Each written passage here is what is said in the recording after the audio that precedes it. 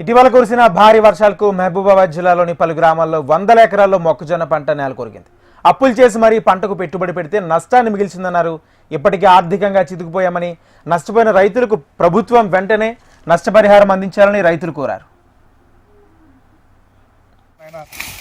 పెట్టుబడి పెట్టుకున్నాం ఆయన, మాకు ఈ పంట పోయింది నాయన, మేము ఎట్లా బతున్నాం ఆయన, ప్రభుత్వం మమ్మల్ని ఆదుకోవాలి ఆయన.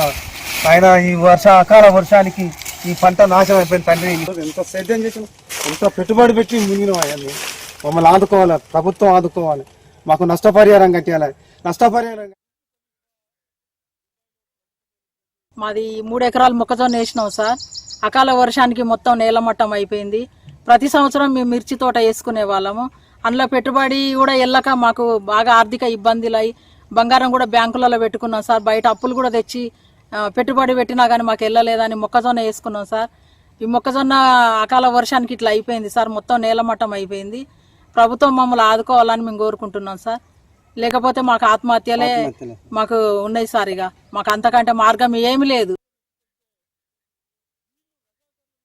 3 ఎకరాల మొక్కజొన్న వేసినాం.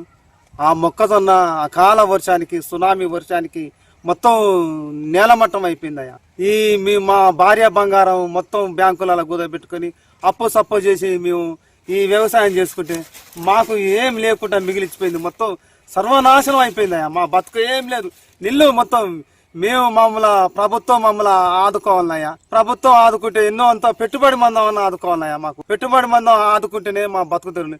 లేకపోతే మేము ఈ పెట్టుబడి పూడక ఈ పంట నష్టపోయి మేము ఆత్మహత్యలు చేసుకొని పురుగుల మందు తాగి చచ్చిపోతాం అయ్యా. మా బతుకు ఇట్లా అయిపోయింది. మాకు అకాల వర్షానికి మిమ్మల్ని ఆదుకోవాలి.